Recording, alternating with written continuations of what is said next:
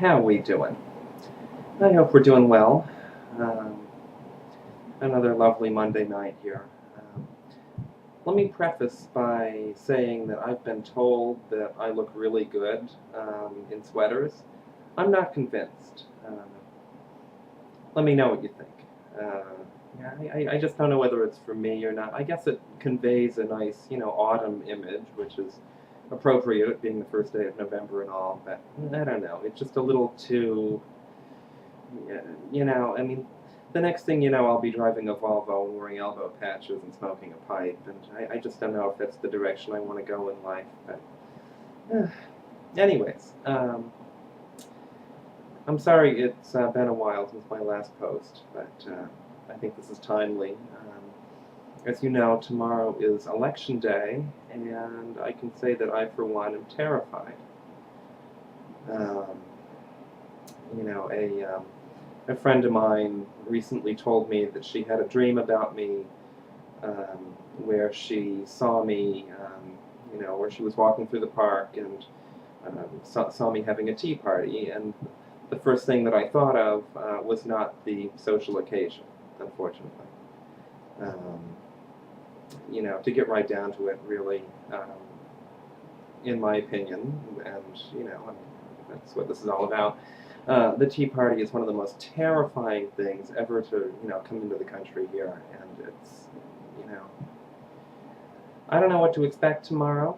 Um, either way, I'll have a drink, but I don't know. I don't know. This is actually one of the first election cycles that I haven't been terribly involved with. I started volunteering for political campaigns in 2004 because I thought, okay, if Bush is reelected and I didn't at least, try to do anything to stop that, I don't think I could ever live with myself. So I went door to door, knocking on doors for John Kerry. Not a perfect candidate, but certainly an improvement. And it sort of got me hooked on the process. And we repeated everything in 2006 with the gubernatorial election in Massachusetts. In 2007, I ran for public office in my hometown, and in 2008, the presidential election, I took a lesser role because I thought, okay, I'm voting in Massachusetts, my vote doesn't count, so I'm going to support Nader. I don't regret that decision. If I lived in Ohio, I might have thought a little bit differently about that, but I don't. The luxury of living in a blue state, or the luxury of living in a solid red state as well, I suppose. But what really scares me the most about this year's crop of Tea Party candidates is probably the um, anti-intellectualism that they espouse. Um, I've never really been able to understand anti-intellectualism very well, although it seems to have um, had tremendous impact on our political system over the past several years, but it only seems to be getting worse. And it's to the point that I see it not only in politics, but also in my day-to-day life. And I mean, I can understand. You want to vote for somebody who you think represents your values, but I don't think anyone really values stupidity that much. I don't think anyone values ignorance that much. And, I mean, I understand that not all of us have had the opportunities that some of us have. And I realize that I sound like, a terrible snob here, a terrible elitist. But as I've said earlier, I don't think that elitism is a bad thing. Um,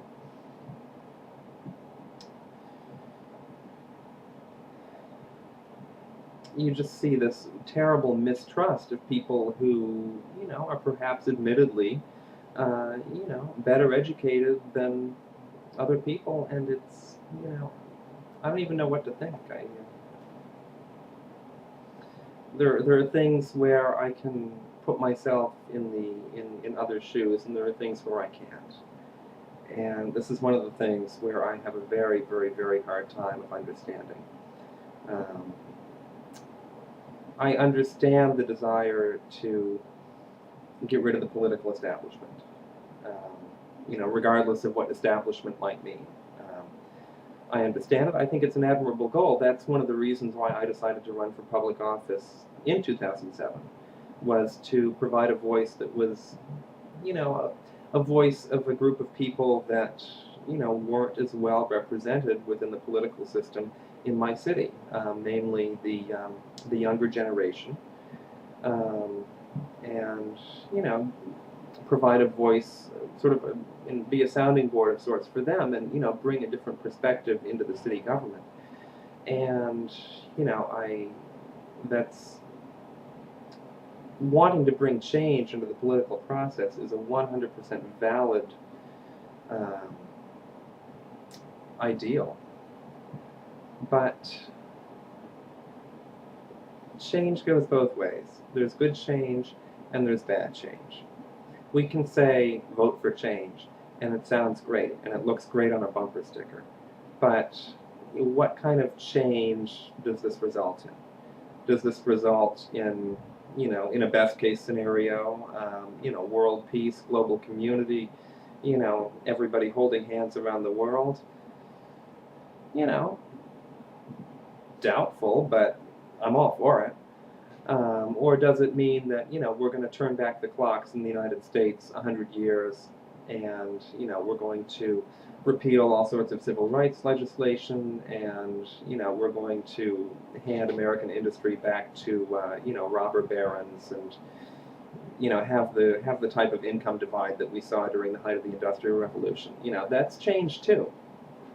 And it still looks good on a bumper sticker, and change is change, but let's at least try to be intelligent about what kind of change we want in this country. And that's one thing I don't really understand too well.